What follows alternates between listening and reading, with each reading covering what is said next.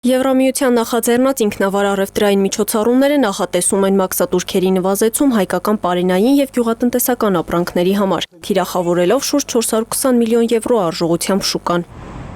Ավելի վաղ Ռուսաստանը արգելքներ էր սահմանել հայկական մի շարք ապրանքների, ծաղիկների, հանքային ջրի, մրգերի, բանջարեղենի և ձկնեղենի նկատմամբ։ Բրյուսելում կարծում են, որ այս քայլերը քաղաքական դրդապատճառներ ունեին, սակայն ռուսական կողմը պնդում է, որ որոշումները բացառապես բուսասանիտարական և որակական խնդիրների հետևանք են։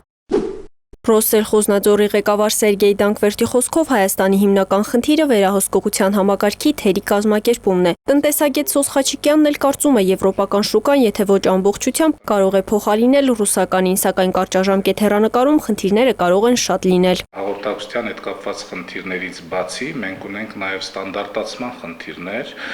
մենք ունենք շուկային համապատասխանելու խնդիրներ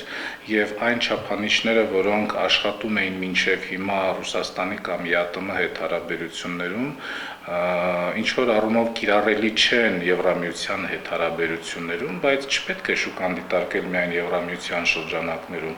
Արաբական երկրներ, ասիական ուղղություն, իհարկե սա նորից առաջանում է հաղորդակցության հետ կապված հարցեր, բայց բոլոր դեպքերում ես կարծում եմ, որ դրանք մեծ խնդիրներ չեն։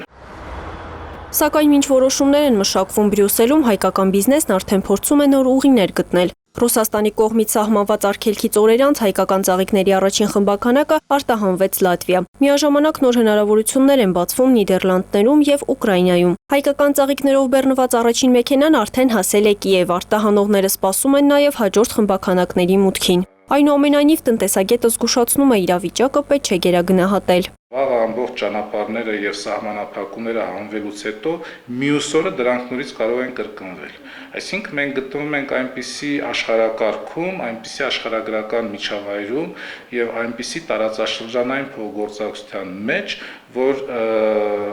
միմիայն դիվերսիֆիկացված եւ որոշակի առումով տարբեր կենտրոններից կախվածությունը թուլացված լինելու պարագայում է հնարավոր երկարաժամկետ զարգացում։ Տարիներ շարունակ Հայաստանի տնտեսության խոցելի կողմերից մեկն է եղել մեկ շուկայից կախվածությունը։ Ըստ միջազգային որոշ լրատվամիջոցների, եթե նախկինում եվրոպական շուկաները դիտվում էին որպես հեռանկարային ուղղություն, ապա այսօր դրանք աստիճանաբար վերածվում են գործնական այլընտրանքի։ Եթե մենք չասեմ միայն արտահանումը դիվերսիֆիկացնենք դեպի Եվրամիություն, բայց եթե կարողանանք այնպես անել, որ ընդհանուր տնտեսական տրամաբանությունը, տնտեսության մոդելավորումը կառուցել Եվրամիության չափանիշներին եւ նրանց հետ փոխկապված արժեշղթային համապատասխան, ես կարծում եմ, որ ավելացված արժեքի ստեղծումը Հայաստանում շատ ավելի անգամ մեծ կլինի։